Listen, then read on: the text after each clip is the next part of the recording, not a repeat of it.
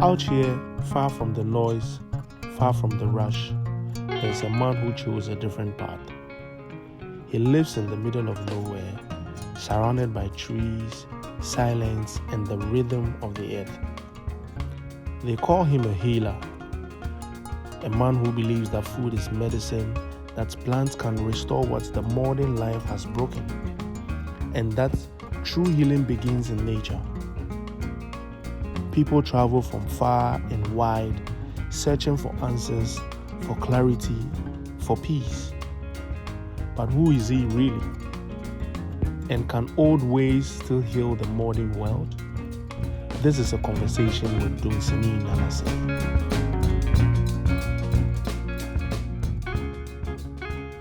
Very much for the opportunity. So when I came by Nanasei Dunsinin, I was amazed by the gems you were dropping and the things and testimonies that came with your name, right? But let me start this way. Dunsinin Nanasei. When we hear Dunsinin in our side of this world, it comes with a lot of thoughts, right? Perception and all that. Why did you choose? I know you are a healer, but why did you choose to insist on the Dunsinin Nanasei?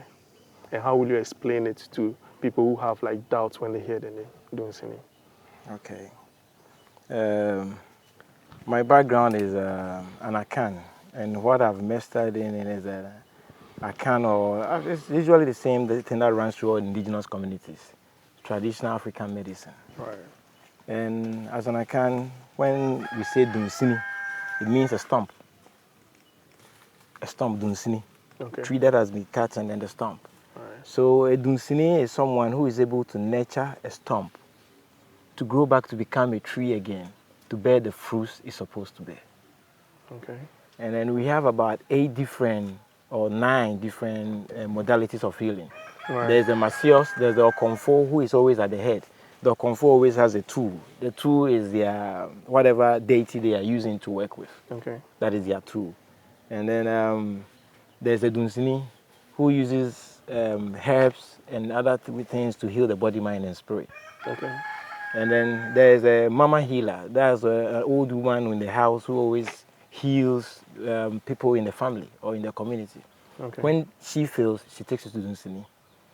And then when the Dunsini fails, she takes you to Okonfo. So Okonfo is at the head, like a military doctor, and then the civilian doctor is, because Okonfo do a lot of sacrifices and other things too. Right. Yes, when someone is very terminal, blood replaces blood. Okay. Okay. So that's how the Okonfo takes the client away from the grips of death, and then hand it for the Dunsini to use the herbs to heal the rest and align them. And then there's a bone fixer. Okay. They always work on bones and broken bones and other things. And there's a one who helps women give birth. There were even surgeons. Ancestors were surgeons before they brought surgery, the modern day surgery. We're doing brain tumor surgery and cesarean operations. Really? Yes, all over down the Congo, in the middle, when we were so it's an art form that we've lost. And religion and foreign invasion taught us differently. So as I was growing, I saw my grandma. She was diabetic. She took all the medicines and prescriptions, but she still died by overdose of the medications she chose. It had an effect on me. She listened to everything the doctor told her, and she still died. I never saw her getting better. So when my calling came, it was something that was really into me, that I want to find a cure for diabetes. That was my first thing. All right. But I lost my track. And I went into computers, and I was fixing computers, and it got to a time I got tired. And then the calling started to become very loud in my mind. It was getting loud, and people were like questioning when you say calling, how is it like? Because calling, we hear that when pastors talk a lot, and how will you explain that? Okay. Everyone is born in this world for a purpose. Right. You are not here by chance. You are doing something to heal, and your purpose is to serve the universe. Right. And your family first, and whatever gift you came to this world to do. when it starts calling you, you feel it in your gut instincts. You feel all doors shutting. When that is not in line with whatever you're going, you get sick, you get pain in the body because your spirit is trying to communicate with you. So on the journey of healing, of finding yourself, going deeper to see who you are, that is how you discover what you are really passionate about, and you can do it for the rest of your life without even being paid for it, and still be happy. Anytime you do it, you will heal one person, you are happy. It's not about the money they give you, but that feeling words can't describe. Right. So whatever keeps coming to you, keep calling you, that's what you should listen to. That is your inner higher self trying to communicate with you. Right. So healing was coming to me. My friends all knew me when we were growing up in Kumasi. Whenever anyone gets any infection or something, they come to me. And I said, oh, use this. It was something that I didn't learn. It was coming to me. Right. Yes. So when I finally decided to listen to what is really calling out to me, to come and heal, I decided to find a name that is different from whatever way I'm a radical person. I didn't want to be called a healer. I said, okay, what is a healer in tree? And I found it's Dunsinin. And I said, okay. Then I made Dunsinin. And people say, but when you are Dunsinin, people won't come to you because they sing songs in churches that don't call Dunsinin ho, don't call comfort. And then I was like, become the best at what you do in the world, and wherever you are, people will come. So, and I told them I'm even moving from Accra. And people said, who will come to you when you move from Accra? Right. I said, watch me. Right. So, you talked about your grandmother being sick, and then you set out to find healing for diabetes. With that aside, what else will you say that pushed you to reject the regular life and decide to come to the forest? This amazing place, by the way. Yeah. Okay. I got tired. Don't you sometimes get tired? The same music everywhere, the same women, girls move from club to club, the same food, the same thing. I mean, the feeling here is different. I got tired. I was a party guy. I just got tired. Right. Go to club, the same music, go to play, the same thing over and over and over. It's like, is this really worth it? Is this what I really want to do? I got tired. I got to a point, my friends, whenever we step out, as soon as I hit 10, I want to go home. So they told me, they started calling, I want to go home. Before they know, I've gone, and I'm home. I was searching for something deeper in life, more than I wanted depth. Okay. And then I found out the ultimate knowledge in this was the knowledge of self.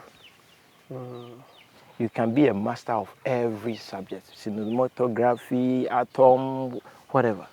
But if you don't know yourself, you don't know anything. So I decided to go deeper into myself to find out who I really am.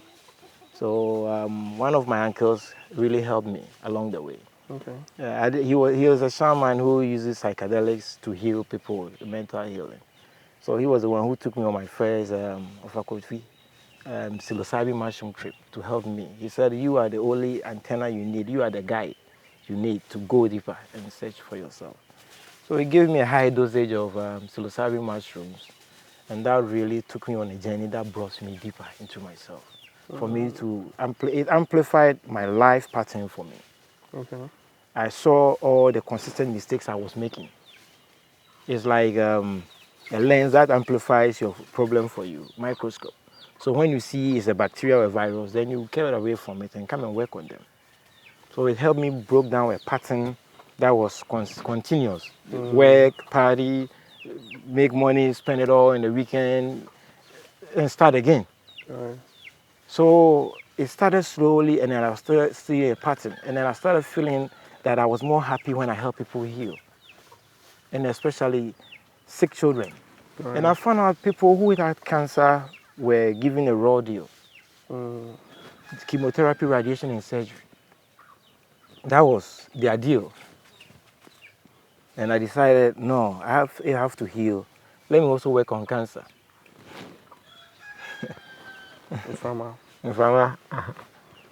Let me go into cancer. And I found out some of the herbs. I researched and found out some of the herbs I got to a point when I had my first son, my baby mother, she left me because she said I was gone crazy. I sold my cars and I used all the money for research. Wow. Because nobody in Ghana supports research. If you want to do it, you do it yourself. And I started making cancer medicines and I started taking it to people who had herbal clinics. Okay. And I was giving it to them and they were administering. Some people were getting better. And I started seeing a pattern. They were not also more into the food that people were eating. So my first case that I did myself was my uncle. He had returned. He was very sick with diabetes. They told him he was going to die. So I was having a talk with him and I said, Ofa, can you do a 30-day fasting with me on just raw food? And he said, yeah, let's do it. So I made some medicines and I cleansed him and I gave him some. And then within 30 days, he was off all the... And he started bringing me clients, some of his sick friends from all over. And before I know, I wasn't doing anything about healing people. Right. So his healing from cancer came from him not eating what he used to. Yes, You just give him. cancer is divorced from nature. Right. Humans are not supposed to be in that matrix, going about, working in that field. Humans can't survive in there. And your body becomes conscious. It's a protective mechanism. It's trying to communicate with you. Right. In the Cree language, yare means pain. Okay. Something out of pain. So, oyaresafo is supposed to get to the root cause of what is causing your pain. Is it the spirit? Is it the mind? Is it the body? The body is the last place to manifest pain when you are sick. So most of the time, our comfort will do a divination and ask. When a child is born, especially, to avoid pain, our ancestors after 3 days will do a divination. Afa, the vocal region, they do it a lot. Right. A boko will do an afa. Right. And then they will see which spirit has returned again. What is their taboos? What are they not supposed to do? What is their path? And then they put you on your path. So you don't wake up and grow up to have pain. And every step of the way of growth, there's a ritual that is done for you. To be a boy, to be a man, and when you die, a ritual is done to take you back to wherever you came from. When we disconnected from our roots, we stopped doing all these things. Right. So people were born and growing up in school not knowing their purpose in life, what they were supposed to do for the community, their gifts that they came with. So I also went back to my roots. I went home to pay homage to my ancestry, the stools of my home, and the deities from my home. And it was during that I found out I'm from generation of healers. So what was happening to me is something that's been practiced million life forms that I'm just start repeating. Right. And that knowledge helped me to become who I am. I also went to my father's side, the yin and the yang. Right. And then also to reconnect to their roots there. My father is the head of Adriana family, Agunewi Amwase. So he's more of a spiritual person. He feeds the stools and everything in his home. And he showed me a lot too about my culture. And then I went to the Volta region in Abozome and I met an Ofa, a wonderful healer. And then he was the one who did my divinations and then the rituals to be a healer for me. He said I didn't know how to be trained to be anything. It's already in me. So he showed me the spiritual way. He was the one who connected the spirit to the body and mind for me. Right. And then my journey with the healing the mind also started with my uncle, the one who was a shaman in Belgium, who was ushered me into psilocybin mushroom. Right. So I started incorporating all these things into my healing. Because when someone comes and then they are not responding to treatment, I tell them, have you done a divination? Yeah, I was going to ask you that from what you've said, does it mean that everybody has to go back and do a divination and know themselves like you're saying? Of course. You have to know who you are. That, as I said, is the ultimate knowledge. Right. If you want to know who you are, it starts from home. Because you are from a generation of ancestors who have come before you. It's just blood that is running in you. That's why when you eat things that are forbidden in your family line, you get sick. You touch your spirit with filth. Right. It's their DNA. So if they are allergic to certain things that they eat and you also eat it, you become allergic to it. Right. So you have to know your roots.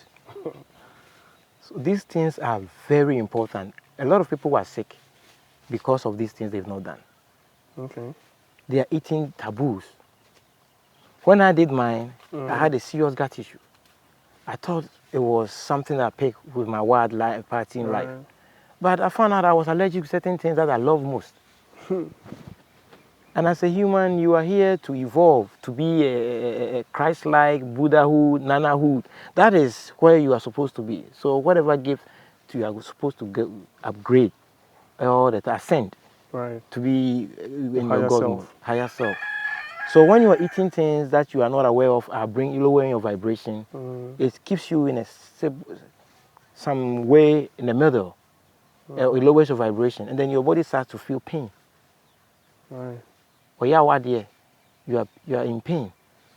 The pain is your spirit trying to communicate with you. But initially, our ancestors, as soon as they start feeling pain, they go to the Okonfo or Dunsinin or the Boko to do a divination for them Right. and find out if it is spiritual. And if they do and it's not spiritual, then it's not spiritual. Then go to this person to also use herbs to help you. Are there alternatives to these things? Because you mentioned being like a Christ-like nature, Buddha, because we live in a society where it's mostly Christian, you know, and you talk about divination, going back to your roots, consulting and all that. A lot of people are not a fan of that. Are there any alternatives that or you think that the only way is to go back to the roots and consult? When we started, I told you about the zombie world. Right. Imagine you have diabetes or high blood pressure, and then you are told it's a lifestyle disease. The only way to change or reverse it is through lifestyle change. And you keep saying, no, I'll keep taking the drugs. That comes with side effects to manage the symptoms. So as you are taking the drugs, you are getting erectile dysfunction. Your kidney and your liver fat is depositing in there. You are eroding your gut lining. And you keep taking it. You keep taking it. And someone tells you, to find out the root cause of your problem, you have to do something different to get a different result. So insanity, zombified, is doing the same thing, expecting different results. If they don't want to do what it takes to heal, and they would rather go for someone to cut them up open, sew them back up, like literally killing them, they live their life in the hands of another human. They can have them poison them. They can have them burn them with radiation instead of going back home to do divination to see what spiritually is pressing their problems and they don't want to do it. That is their pain. I'm not I can only guide people who want to be guided. Right. There are no alternatives to lifestyle diseases. It's lifestyle change. And so the body, mind, and spirit is aligned. Complete healing has not taken place. Right. What are the most diseases that people come to you with? It's all lifestyle. So people are so disconnected from themselves. They don't know anything about themselves. You know, physically, if you are eating junk, it is also a taboo for your body. Right. The KFCs and all of these sugars and processed foods are body taboos. So you also have spiritual taboos. And sometimes you have traumas that you have not healed from. That's one of the ways of healing trauma is the mental healing. People go through a lot of trauma, especially people who are in a lot of pain. When they come to me and I've seen they've gone to so many places, they've tried so many things, they're still having the pain inside them. You know they have gone through trauma. Trauma increases and stress increases pain in the body. There are certain clients who came and then she wasn't responding to treatment no matter what. And I told her to come and live here with me in Nkwakrom. So she came and then I was supervising her treatment directly. I still found out she has a lot of pain in her. So one day we were having a bonfire night and then I asked her, have you been through some trauma that you've not properly healed from, like some death and other things? And the pain started when she lost her husband and her sister died and all of those, and she never really processed any of this. And that can be like a huge thing. There's no medicine for this kind of healing. So you have to guide them in the mind to heal properly. Right. Trauma healing. That is why we use other psychoactive substances to do. Okay. And there is someone that I was also taking care of. His BP was so high. He started healing, and then anytime, for about 2 weeks time, he started going up again.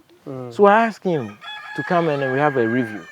I was discussing with him and I said, so how is your wife and your conditions at home? So I moved back home. I moved to my girlfriend's place. He's a Muslim, so he had two wives. So I went to my girlfriend's place. I said, well, that was where we started the treatment. And when he was there, his BP was very low. And he didn't pay attention. Coincided when I asked him when the readings started going up, I said, so what happened is I moved home to where my wife is. And I said, oh. You know where it's coming from. You know where it's coming from. It's not medicine. Right. So I asked him the conditions in the house with the wife. And he started telling me the wife, he has built a house, the wife has moved in, his two children who he didn't have with, and the children are threatening him, they want to beat him all the time because they were adults. Right. So anytime he closes from work and he's going home, he's scared. He has no peace in the house. Right. How can the medicine cure this? So I told him, if you stay there, you die. Move to where you have much peace. Of mind. That is your healing. So moving people from a toxic condition is also part of their healing. Right. And then cleaning them up, Okay. severing all unnecessary connection. You know, ancestors used to bath a lot of herbs, which we've stopped. People go to funerals and then they come home straight. Susumasa, I don't know what water you call it. The 7-leaf is grown as a boundary Nubodia leaves. Yeah, the long one. Ones, yes. You can never leave a funeral or a cemetery and come home without crashing it before you enter the house. It will be crashed and then you sever yourself. What does it do? It's highly vibrational herb. There are a lot of them. That severs connection from negative energies. You come home, you bath every day. You don't bath your spirit. What rituals do you use to maintain your spirit? Right. But you bath your skin every day. And it's body, mind, and spirit. But you see, this is what brings a lot of doubts in the minds of people when it comes to herbal. You talked about cleaning your spirit. Now, this plant is going to be applied on your body, which is physical. So how will you translate that to be that it's cleaning your spirit? Okay. Yeah. It's all frequency and vibrations. All the matter we're seeing right now is frequency and vibration. So when you tune in to this channel, when the 102.9 is broadcasting in Accra, but you can get it because you are tuning that same frequency. Every herb has a frequency it carries, and how it resonates with the spirit that lives in you and your body. So there are herbs that our ancestors discovered, and scientifically it's been proven that it can nullify negative energies that attaches to you. It will let you preserve your purest aura at all points in time. Just like we discovered that soap, when you saponify something, it takes oils and other things from your skin. It is spiritual science. It's there. But rumra and the universe works in codes, binary, 0 1s, 1 1, 0 0. And rituals are how you imprint your will on the universe. So we want, it's not rain, we want to cause rain to come. Or someone is sick, we have to find a way to get them back from sickness. Okay, so we use, even like cooking, it's a ritual. We use 2 leaves of susumasa. We use 1 leaf of tamiewu. We know what spiritually, how it affects the body on the vibration, the spirit is vibrating on at that particular point. We use 5 of nunum. When you combine them, it can nullify this frequency or bring it, or raise the body up to this frequency. What's the difference between science and spirituality? Because before we started, my crew and I were talking about it. And then some people were, saying that once science is when you have data and facts to back it, and spirituality, we are not sure. And so it was a debate between us. Okay. So now that you've brought it up, I mean, I think that we are aligned. How would you? Science is more of the physical. Right. Spirituality is more the ones that you can see with your eye. But you don't need proof, or you don't need belief. We talk about Wi-Fi. Have you ever seen a Wi-Fi before? No. Bluetooth, have you seen it before? No. But you connect to it and then you know it's there. Yeah. You don't need your belief to know spirituality works. We have knowledge that it works. And spirit transcends beyond the physical world, the physical thing. You can use spirituality the spirit world to invoke certain things for forces to cause things to happen. All right. Spirituality is going back into your God mode, as I said, your Christ mode, your Buddha mode, your Nana mode, to be able to cause things to be with the gifts you came into this world with. You can be just an artist and do a science, and because you know yourself and you know the spirit that you work with and you know your rituals, you can invoke something into the art piece that whoever is sick looks at that art piece, they can heal. All right. You can be a singer, a musician, and whoever listens to that frequency you are generating it from can listen to your song like Enam and it can heal. So you don't need your participation to know spirituality exists. We don't need anyone's belief. But you, if you know you've never seen a Wi-Fi and Wi-Fi exists to you because you connect to it. Right. And once we work with spirits, we know what the rituals we do and it opens portals for things to happen. We are seeing it all the time. Things are happening. We are seeing people in impossible cases the doctors have ruled out. That is science. They've done everything. It was the same science that brought COVID vaccines that is killing a lot of people. Right. So there's a lot of junk science going on for profit. But I've seen spiritual science that in Benin, that I've seen them call for things to levitate. And that was how I found out Africans have always had that big bang energy they are looking for. That energy to cause things to be. For someone out of nothing to cause things to levitate, to cause things to bring forth life. I've seen them do rituals and crabs just coming out from an empty basket. Where did they come from? That big bang, that energy to create, to cause, that energy to cause someone who is in the grips of death, for death to release them to you to heal. That is the power. Not standing in the fire and dancing and no, cutting yourself. No. Your ability to help people who are in pain. Right. Heal. Your ability to cause good things to happen. Your ability to cause the chains on the people's mind to be loosened. Right. That is the apex of your highest vibration as an African. To free this country, to free the continent. Would you I wanted to mention rubbish modern medicine, but it might be a strong word. Yes, it is. Would you say it doesn't work completely, or in certain times you recommend that people do that? Oh yes. I work with a lot of medical doctors. Right. A lot of them.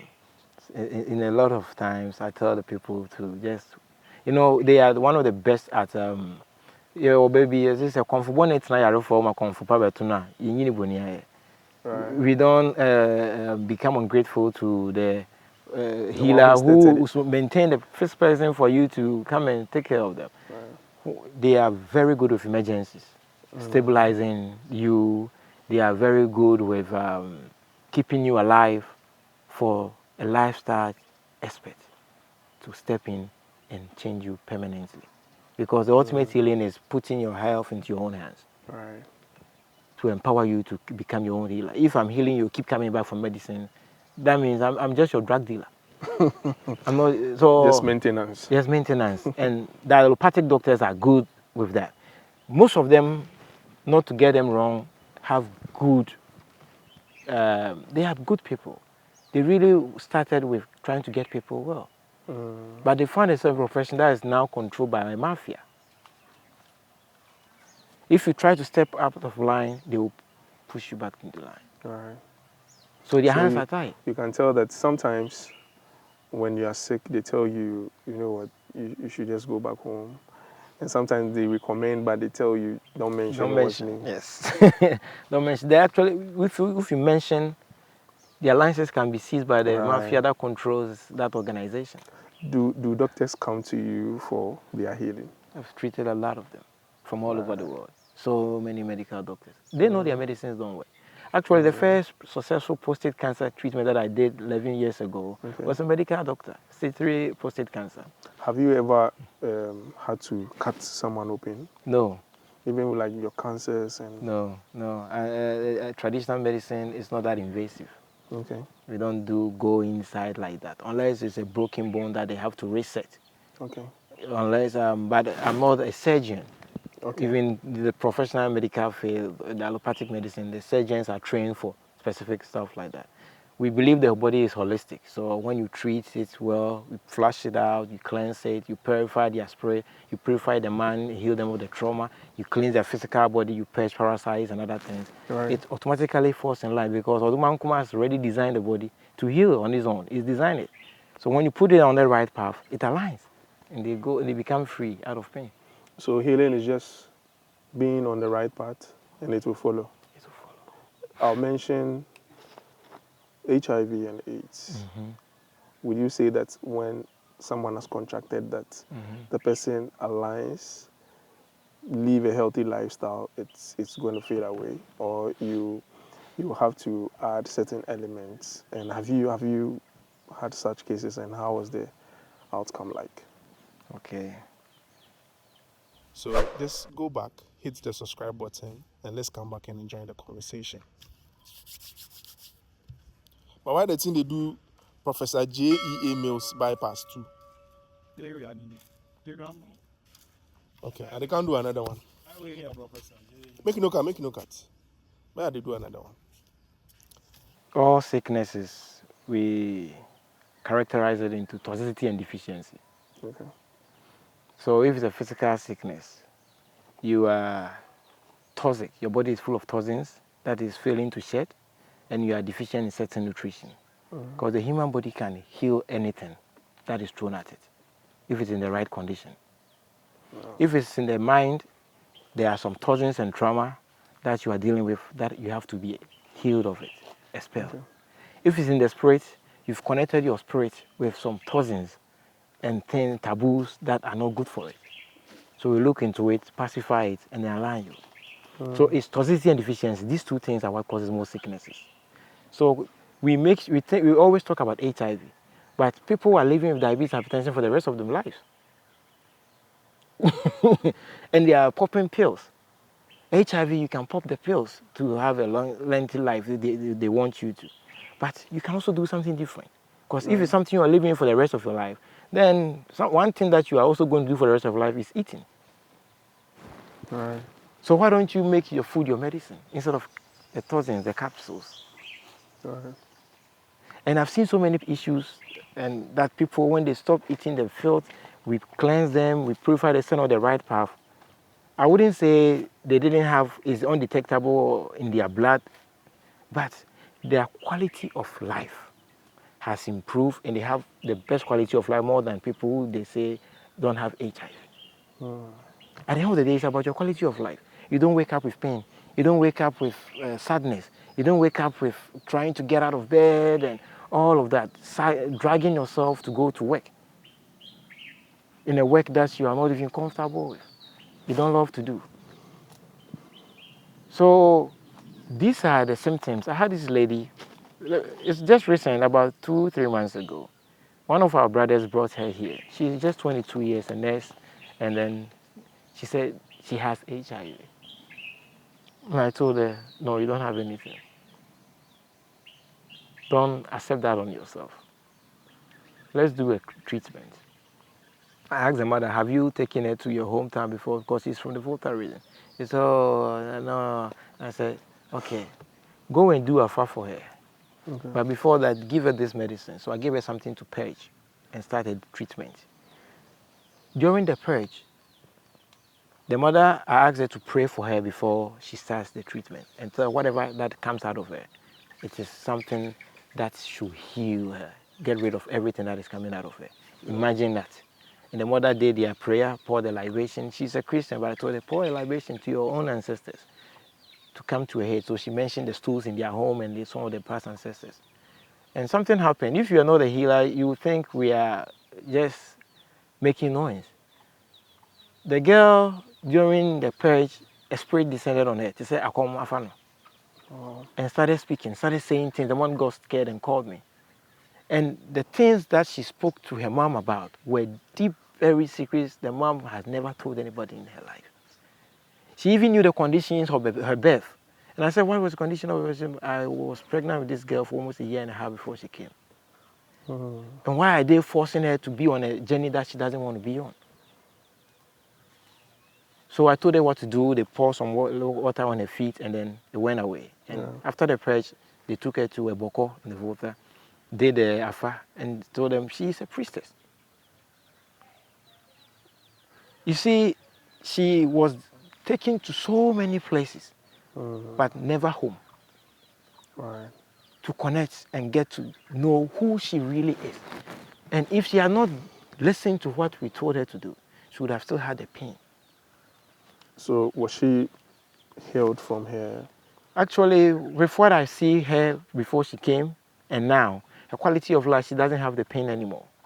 I see that you don't want to be very certain on the the fact that okay, this was healed maybe after the test. No, the reason why Because I've always also had like the theory that if they could suppress the HIV/AIDS for you to live a certain lifestyle, why can't they just get rid of it? Because there have been data that says that it can suppress to the extent where when they run the test, they might not see any trace. But when you stop taking the medicine, they see the trace of it. So why can't they just eradicate it from your system if they can suppress it? when you understand the deeper meaning behind the modern pharmaceutical industry, you answer that question. They are not looking for cures. Right. There's no money in the cure. The money is in the middle. It's not in the healthy, it's not in the dead. It's in the sick. Keep them sick perpetually and keep selling. All the companies making, when an industry has been built around the disease, they're not looking for cure. Right. That's why they pump trillions into cancer research, and cancer industry is still making all the profits in the world. That's why they haven't found a cure for diabetes yet. That's why they haven't found a cure for hypertension yet, because the money is in there, keeping them sick. So if you're looking at getting rid of something from the pharmaceutical industry level, you will never find an answer. Non-existent. They know how to keep you alive for a longer period to take everything away from you. And you keep giving the medicine, you keep suffering from the side effects of the medicine. And they keep giving you more to deal with the side effects of the medicine. But when you are looking at healing from our traditional side, it is the improvement in the quality of life of the person you are dealing with, one point at a time. Right. They came to you with pain. They came to you not knowing what to do, with no knowledge of self. Now you've helped them come into knowledge of self. Now you've helped them know how to take care of themselves. Now you've helped them how to jump over the landmines, the traps that have been set for them in the world. Not eating their junk anymore. Not eating junks that are for the spirits. Not sleeping anyhow with other women. Not knowing how to use herbs to purify themselves after going out and all of these things. Knowing how to honor their spirit. How to pray to their own ancestors. Right. And that's education. That is education. That is what our healing is about. Your healing makes you responsible for your own journey. It's not in anybody's hand. We put the responsibility in your hand. That's why a lot of people run from it. We make you stop thinking what you've been taught in school. You think differently, because people say we get oxygen from trees, right? Right. So what about the people in the desert? What about someone on the ocean? Our healing frees you. I might not have the answer, but it makes you question everything. Right. That is the kind of healing we do. So I learned how to prepare nunum tea and maybe lemongrass in the morning, so I don't have to take the chemicals that I do. Now this is your responsibility. I learned how not to eat sausage and all of those things that will shoot my blood sugar out. That is your responsibility. I learned how to take myself from a toxic environment. That is my responsibility. Healing is what you do for the rest of your life. That improves your quality of life. If you had a child, would you take that child to school or a regular system? Because all this you've said is education that is not really out there. Well, my children go to school, but I make sure I teach mom the most important education in the house. Okay. The knowledge of self.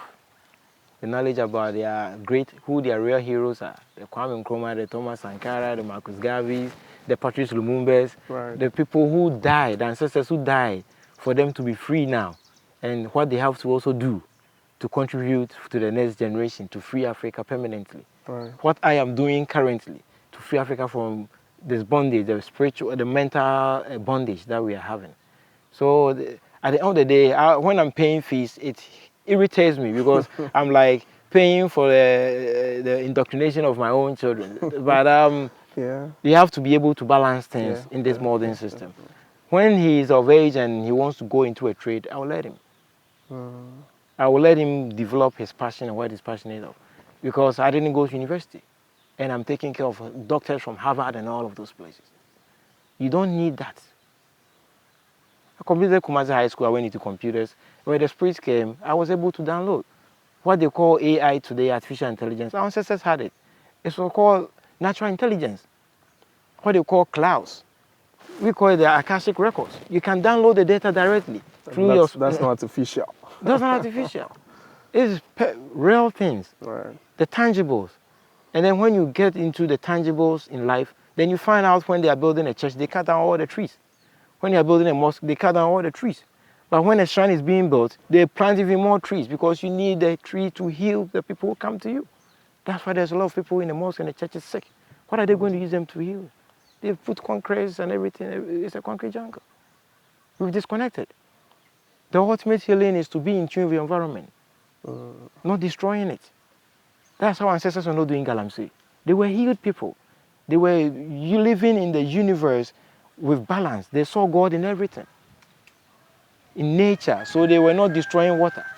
They were not destroying the forest for nothing. They were only taking what they needed from the forest and preserving the rest. What are we doing wrong? Now when you are 30 years and above, it's an age where we have like knee pains, our waists, our joints. We are no longer like we used to. What are we doing wrong? What should we be doing when we are getting to? I'm asking for the adults, Okay. yeah, young adults. I mean, Most of the cases I'm getting are very young adults. right. And it's crazy. When I started healing about 15 years ago, it was elderly people that was coming to me, the 60s, the 70s were Right. coming to me with erectile dysfunction and all of those things. But this time it's even in the 20s now. Wow. So the question is, what did we do wrong? And I've met people who are over 100 years, they still can sleep with their wives.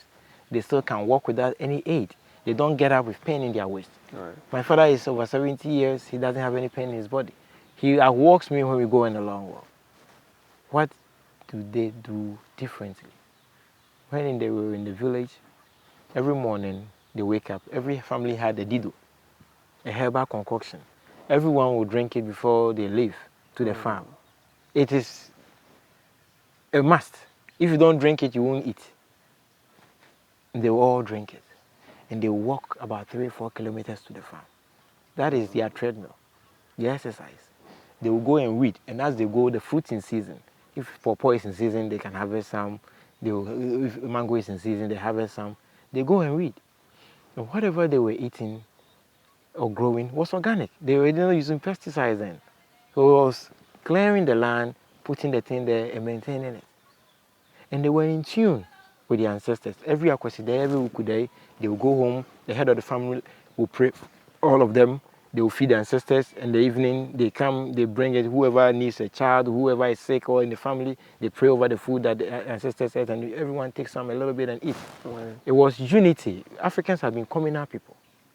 So in the village, everyone was dependent on each other.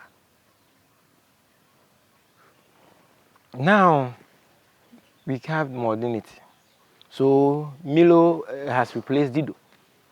We've hydrogenated oils and the sugar and the milk and the bread, which has no nutrition. So, but for us, you eat the junk, we are not doing enema. Our ancestors were doing enema. The creams we are using and the soaps we are using have so many chemicals in there and accumulates in the body. They were using just 2 ingredient soaps and creams. Coconut oil, adrengo, shea butter, and all of these things were things you can eat. Right. They were not putting things you can eat on their body. Right. They burn the herbs and use it as ash to start a soap and we can alata samna or amunche. So it's herb, it's immortal.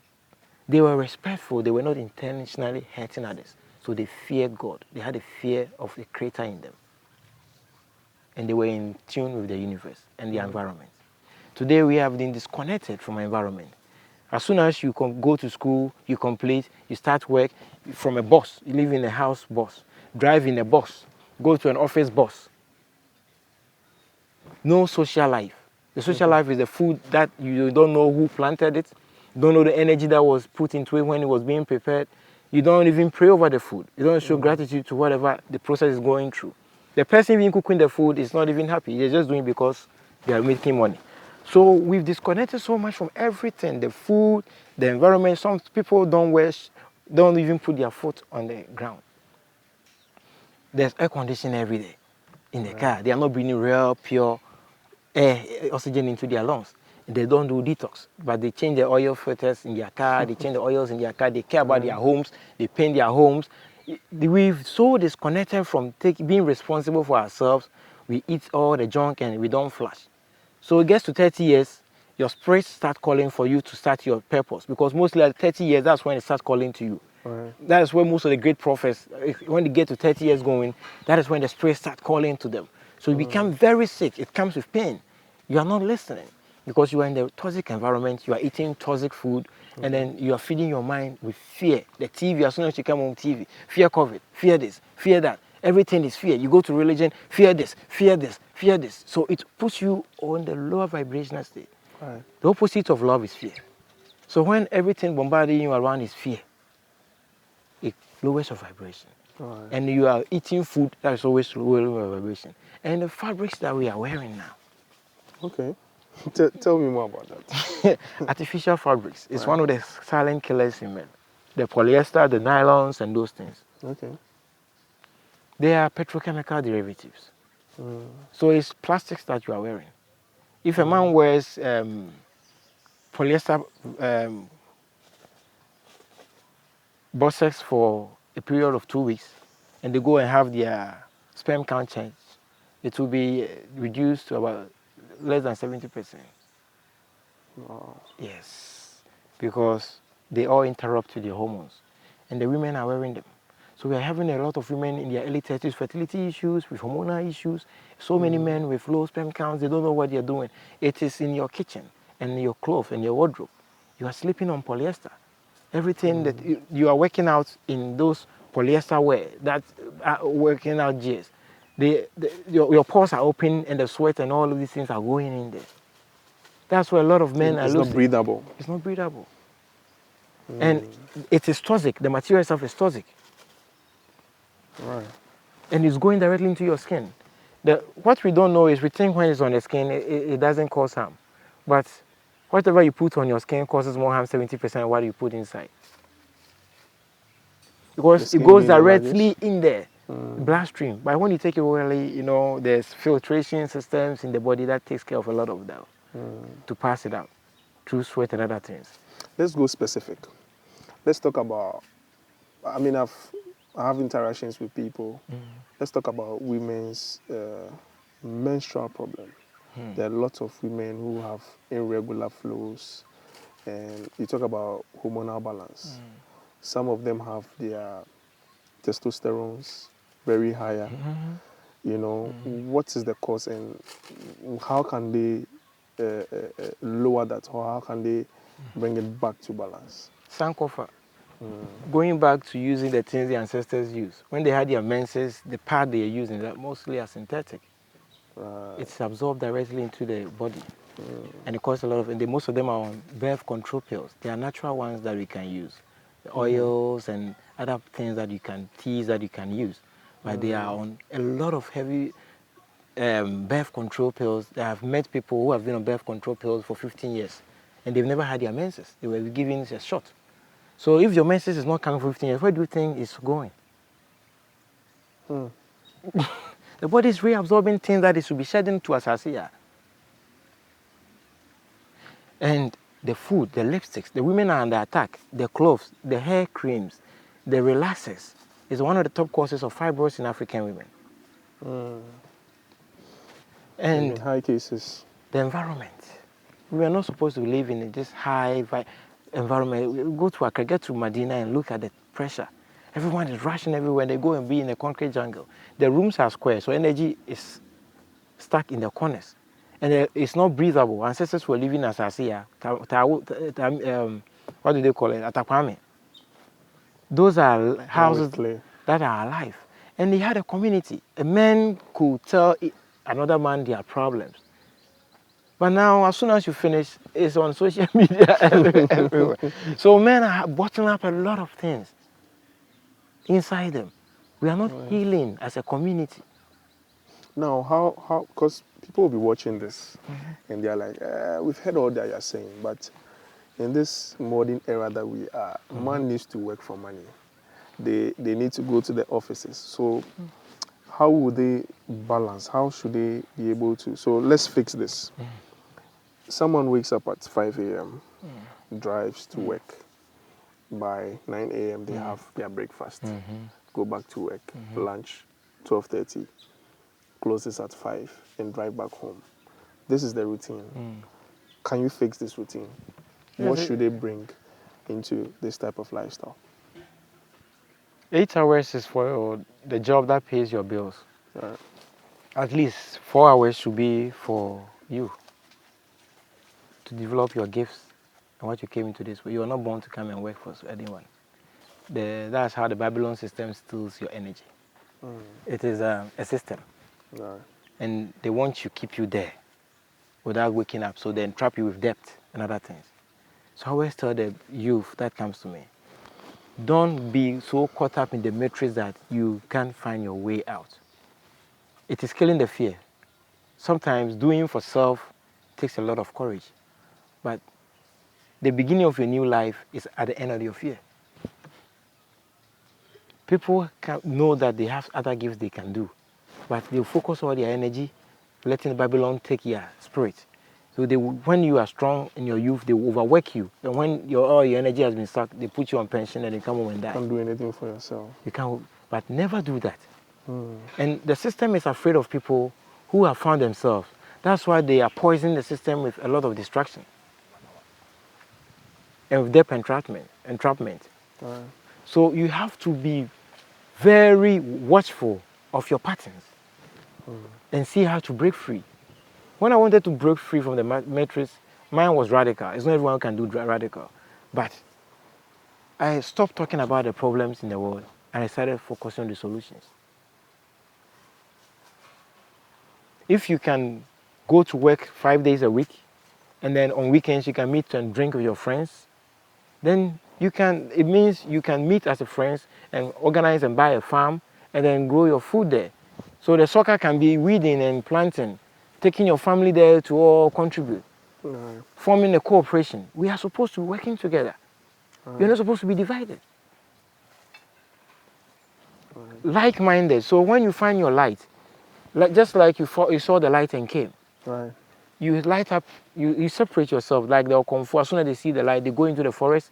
We at the end, and then when people see the light and looking for the light, come. Then he lights them. You also go and set up.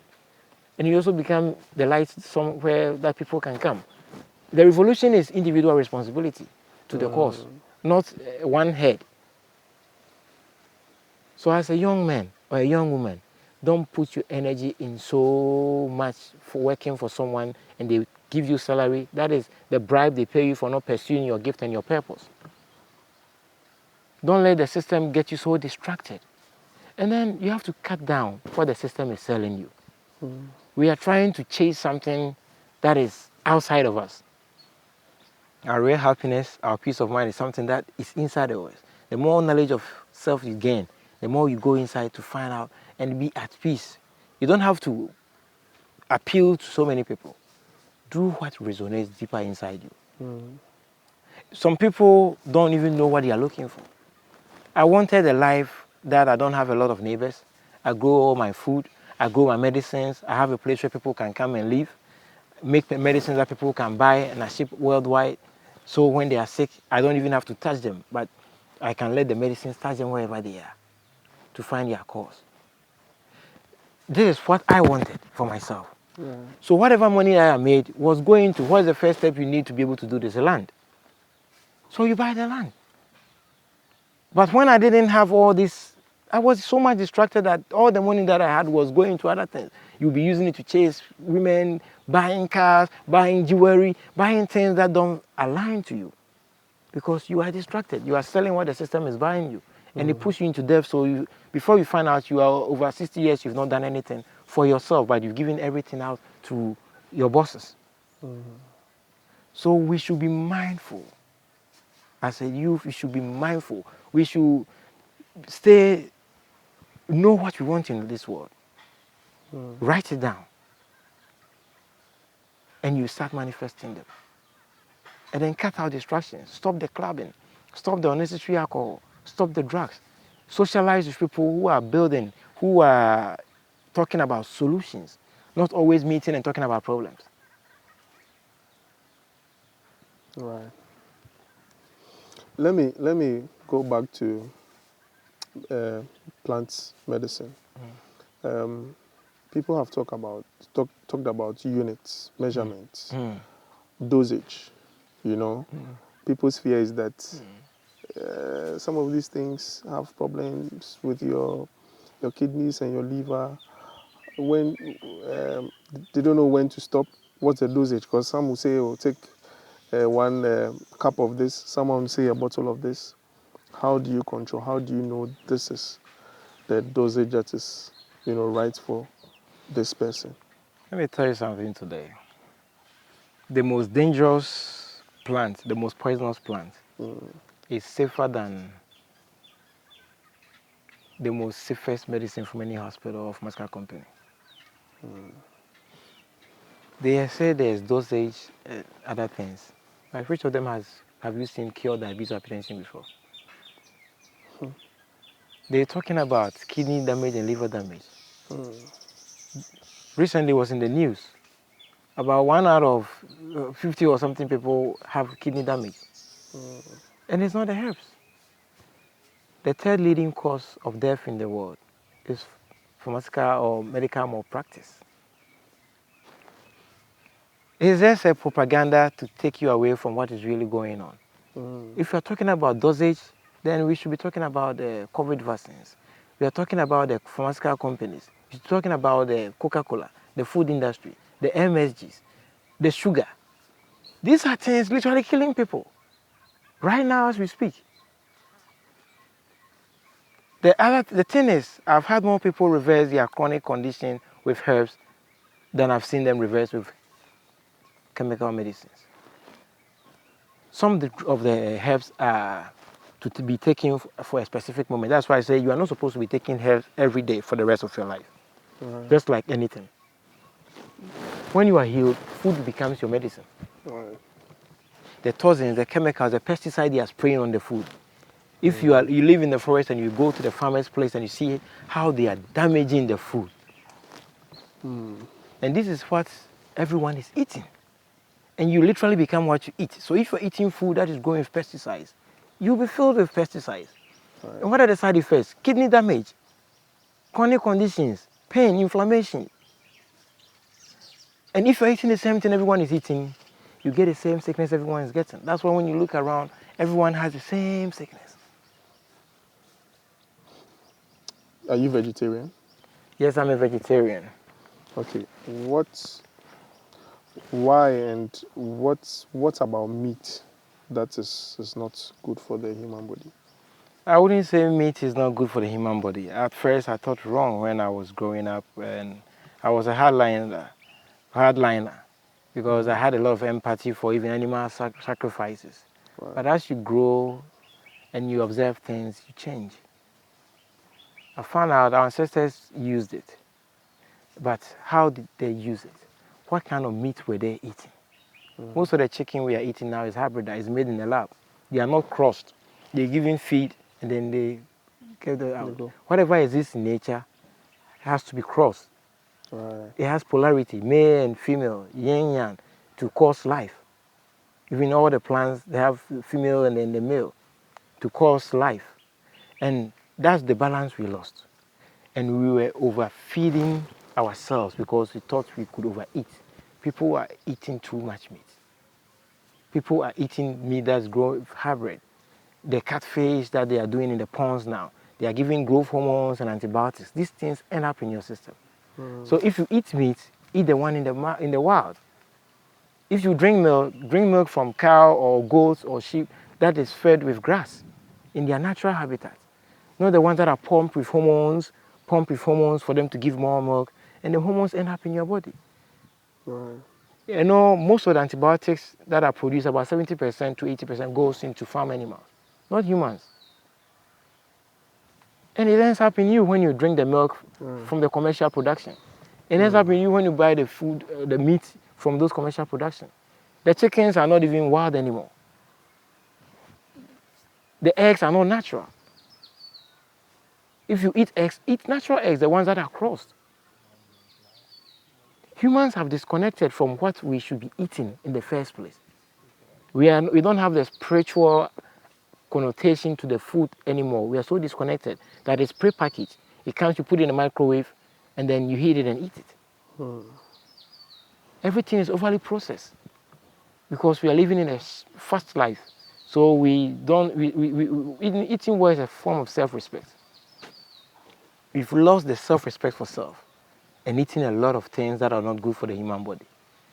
And it's ending up in our kidneys and our liver, and it's inflating it. It is not the herbal medicine that is killing people. It is the food. Read the inlet of any pharmaceutical industry medicine, and the side effects include liver and kidney damage. Almost all of them. Yeah, we don't even take time to go through. And people are popping, someone will be popping painkiller every time. They have a headache.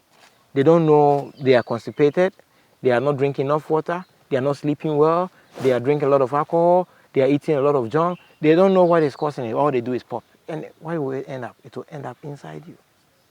And it will kill you. Okay. So, Nanasei,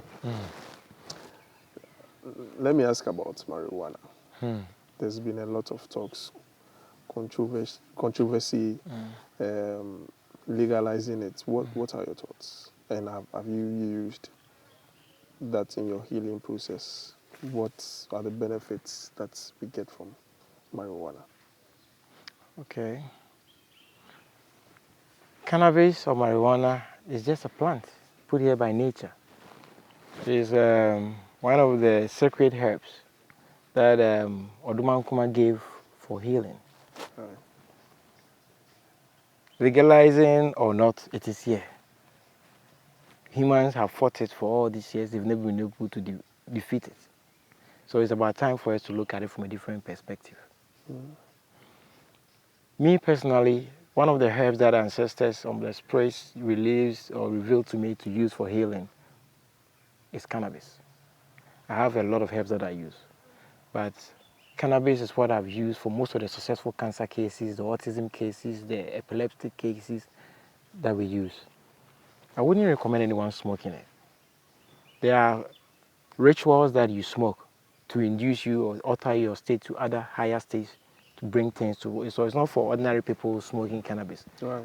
In all humanity, it's been kept to a specific class of people to use those sacred herbs for healing and for other things to elevate the society with them as they get higher knowledge using it.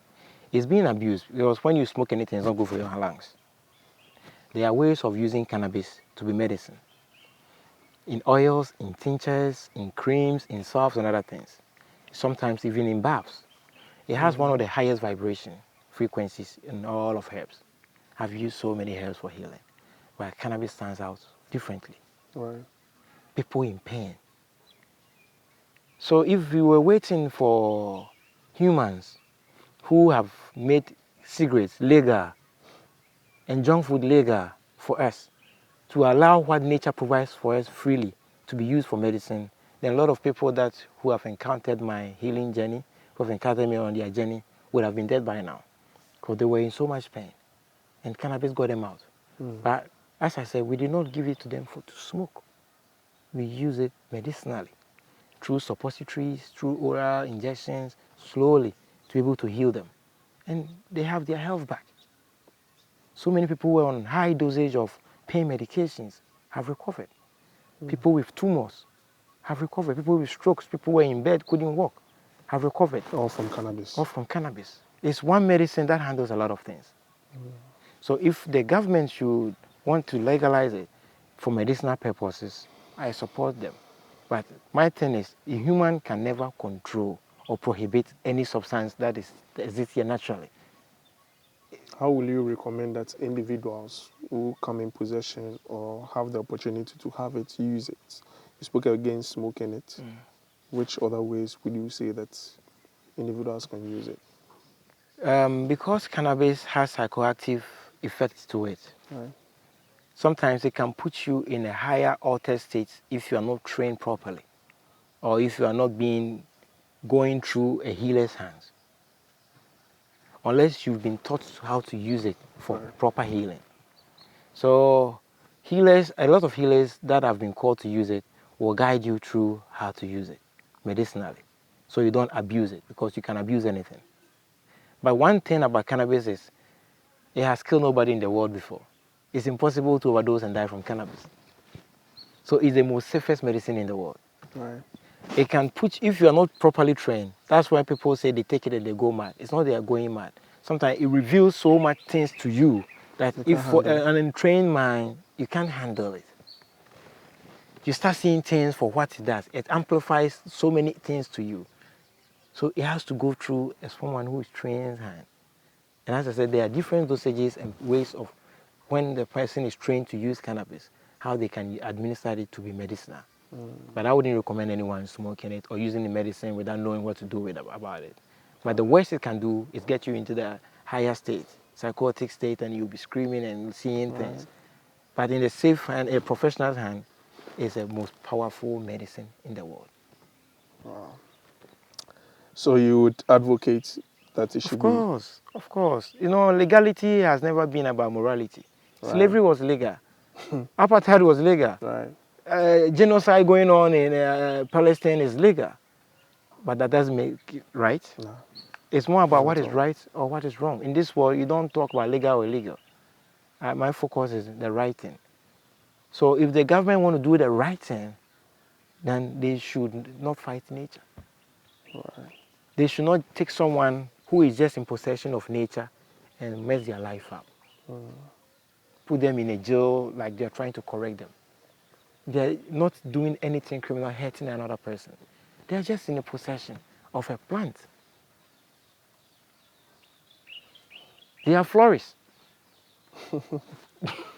Yeah. More or less. More or less. So why would you jail florists?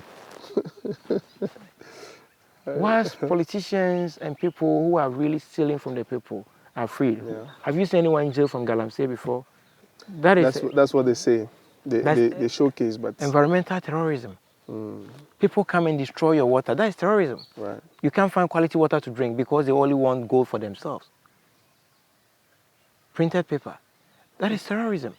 These are the people we should be jailing or killing because they are killing generation. When water is life and then you come and destroy the life that feeds the whole community, you of course you are a terrorist. That's genocide. Right.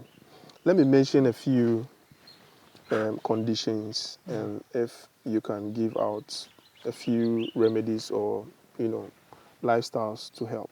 You mentioned autism. I know people with the GCSPD deficiency, not being normal. So with autism, GCSPD deficiency, stuff in that spectrum, what would be the remedy if you have corrected autism? If they don't have to come to you or not gotten the opportunity to meet you, what are some of the things they can do at home to correct that?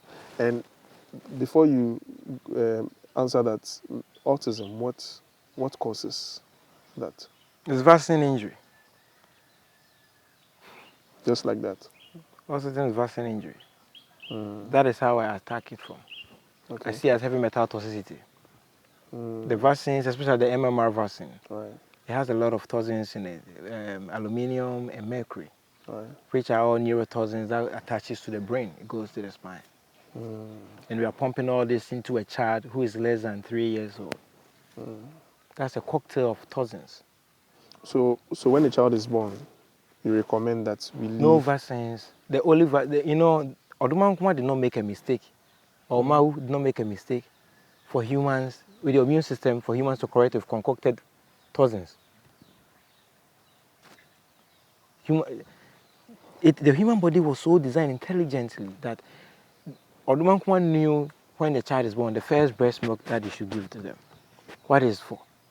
It's different. as they grow, the breast milk starts changing. Okay. The only vaccine the child needs is what our ancestors were doing. Crushing the herbs, soaking the baby in, giving the mother a lot of herbal soups and teas to drink, generate more healing breast milk for the child. Right. That was what we were about. But they call it idolatry.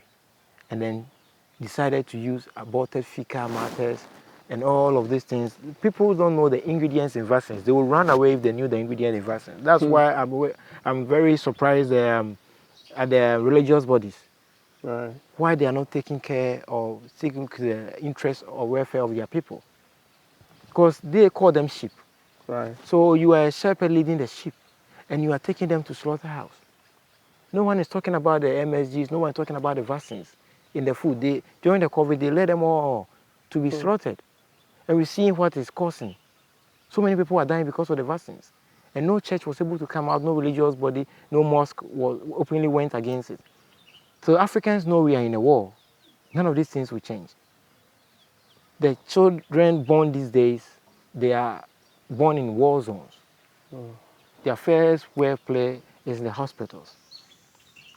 They jab them with all these vaccines. So I treat autism with heavy metal toxicity. I find ways to purge the child, get rid of heavy metal accumulation with the herbal saunas, with detox baths, with activated charcoal powder in clay, kaolin. I use herbs that also purge heavy metal toxicity from the body. Some of the fruit like tamarind is amazing for purging heavy metals from the body, fluorine and other things. And then the food that the children are fed, the baby food. foods, it has about 80% GMO ingredients in there. It has high fructose corn syrup. It has maize that is GMO grains. It is pure toxin.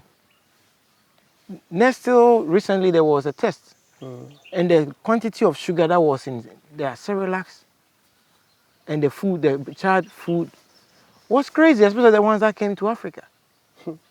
I saw something like that. Yeah, we sometimes think the colonizers have changed. No. The fact that they are not dropping bombs here doesn't mean they've changed. It's still happening. By this time, they get them younger. So they don't even have the energy to grow to become, when you are in pain, can you pick up arms to fight them? When you don't know what is called killing you, can you get arms to fight them? So the mothers, I take care of sick children for free because it's the ignorance of their mothers that causes them. The child, when they are born, their immune system is intact. Let's keep it that way. Let's stop the chemicals, the toxins, the vaccines, and all of. Let's stop it. Let's give them what the universe, or if you believe in God, then do what God asks of you. Give them the breast milk that He has given you. And let the baby grow and develop the mind, the gut lining. The lining is very delicate when they are born. And they have the best food. Give them good food. Most of autistic children have digestive issues. So I also cleanse their gut, and then I give them a lot of probiotics that corrects the gut. A lot of people don't know the gut heals more, things more than the brain. It's connected to the brain directly. There's more receptors there than even in the brain. So when the gut is dirty, nothing is absorbed, nothing gets done. So I cleanse the gut a lot, and then I give them a lot of also cannabis oils, microdosing, and psilocybin for mushrooms. The kids? For kids, yes, it's the safest. They give them antibiotics. That is the most dangerous thing. They give them vaccines, cocktails. Cannabis is good. It's healthy for the child. It doesn't develop their development of the brain. Heavy metal causes the autism. So if cannabis is freeing them from epilepsy and autism, why not? And what I do is even I give it to them as suppository. So it bypasses the liver. Doesn't get them high. Only the liver breaks down the THC. So when you take orally, that's when it breaks down. But as a child, you give them a suppository, it's absorbed, and it goes into the nervous system and helps. So Parkinson's, all nervous system disorders, dementia, all of those, cannabis helps. But it has to be full spectrum, not the ones that is grown in the lab. Now there are a lot of How do you call it? Hybridized and GMO ones, they are Yeah. made in the lab. Those have abnormal level of THC that's not normal for healing. What exists in nature is different. With the legalization, the problem I've seen is foreigners who are coming to control the seas. Just like they do with the GMO. So again, they are here to make money. Yes, it's not for All you. in the name of legalization, but It's not our interest. So our politicians should actually watch out for that. What is happening? We are losing our indigenous cannabis seeds. Those are the most medicinal. right. Those one doesn't give you the abnormal high that is given to people. It is a well-balanced seed that has all the active ingredients in balanced ratio. There's nothing man has made that is superior to what exists in nature naturally. Now that the West has mastered the art of hybridizing the seed, they are pushing legalization everywhere in the world. At the end of Because the they are in day, a they have position to control. also have control over the seeds and make the trillions from it. Right. So who is going to benefit from the legalization? Is it going to turn into jobs for the youth? People are still in jail and people are sued up coming to pay for licenses to grow it. Is that right? Is that justice? Why don't you right the wrongs first? Release all the people in jail who have been arrested for possession of cannabis, give them license or about 15, 30% license reserved for them to grow. The government buys it, processes it into medicine, use it for cloves, use it for all the things that they use it for. Why are you keeping them in jail? That is not justice. So it is legal as long as you can pay for it. You can do the crime. Is that how we want to lead the next generation? Right. So, your space here is very beautiful. It's in the middle of nowhere, as I describe it. It's Nanakrom. Nkwakrom. So, what's Nkwakrom about? What's the foundation of Nkwakrom? And if someone wants to come to Dunsinin Nanasei, how do they get here? How do they get in touch? You know, what's the process? Nkwakrom is something I created for myself. I wanted to live the society and create a beautiful paradise where people from all over the world will come to, people who think like me, will come to people who are fighting for African emancipation and who are tired of this world, will come to find deeper meaning to themselves and build an eco village so people can live in a place, in a house that is alive, that nurtures you like Mother Asasia, Mother Earth. So in Nkwakrom is, I'm tired of speaking about the problems in this world. So why don't I create the solutions? So I started making my own washing soaps. I started making my own teas for people who are sick. I started making my own tinctures, powders, potions. I'm an inventor as well. I have that gift to invent and turn plants into other things, add value to things. And I was tired of buying fruits and thinking they've sprayed it. So why don't I grow my own fruits? So I started planting my own things. I wanted to let people know it is doable. When you talk about it, they don't really see it. But when they visit and say, oh, you have your tea garden and you harvest your own tea from. Oh, this fruit is in season. I can harvest mango. Oh, I can harvest plums. I can harvest prekese. Oh, you grow your own wintia. You grow your own lagoon to green. This is what I want. I want to eat fruits in season. So I grow it for myself. I bought enough lands. And then when I started healing people and I started seeing sometimes when you take them from their comfort zone, from their toxic environment, and you bring them to a place where they can disconnect and then focus on themselves and heal without all these distractions and pollutants in the air, they start to heal even faster. So it is a solution for people who are tired of the old ways of doing things and want to do things differently. Right. That is what Nkwakrom is about. So anything that you use here is organic, it's alive. The soaps, the creams, the air fresheners, the medicines, everything we use here is pro-organic or natural or close to organic as we can. I wanted to cook in Asasia So I bought asase and cooked my medicines in there, as our ancestors were doing. I want to drink from earthenware pots or glass. So I wanted things with less toxicity. So I created a space that has less toxicity for people to come and then heal. So how do people get here? I've been working strictly with referrals only Right.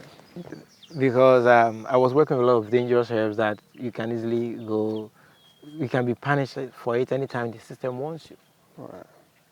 So I started working with people who I know, and then they'll refer me to this person, And as I always say, my grandmother, Lid Nana Mapa, he said, Nana say, oh, come for Papa, or TV so I advert that. Just be the best of what you do in the world, and people will hear about you, and they will come. And the creators and the deities and Ananum being so good, I've had access to some of the best people in the world. People who have touched brains and touched the hearts of people who are wealthy, have a lot of workers that they are also touching. So most of the people I touch have a lot of people under them. Right. They are in places of power, and they are also teaching them well. So lighting their fire is also lighting a lot of people who are under them. So I don't have to do everything. If I was told to heal all the people just in this community, I would die. I can't. Right. I've tried to teach people prevention because you might not even recover from the sickness. Mm. So why don't you prevent? That is a common sense approach to life. Right. Simplest way. Right. Because if you have a chronic condition, you keep taking chemicals, you have turned into a zombie. Right. You are not trying to do something different to get a different result. If you want to do something different, you look for us. If you find us, if you were the one for me, you will meet me in this lifetime. You find your way You here. find your way here. If you're not for me, you won't find me. But if you listen to the things that I say, the things that we have been saying, trying to teach, abstaining from the negativity in the world, the news, switch off the TV. It's not for you. Focus on learning more about you. Go to your hometowns, visit your family shrines, visit the palace, look at what is going on, pay attention to what is going on in your community. Right. Teach the kids of the things that you've learned. Would you be of the belief that people can go to church and still go to the shrine? Or you say that people should focus on the shrine? And what's your source of backing? If you understand what I mean. Shrine is a holy place. Okay. Church is a shrine. No, but when I say church, the palace is a shrine. Church. Yeah. But my definition of an ultimate black person who is properly healed,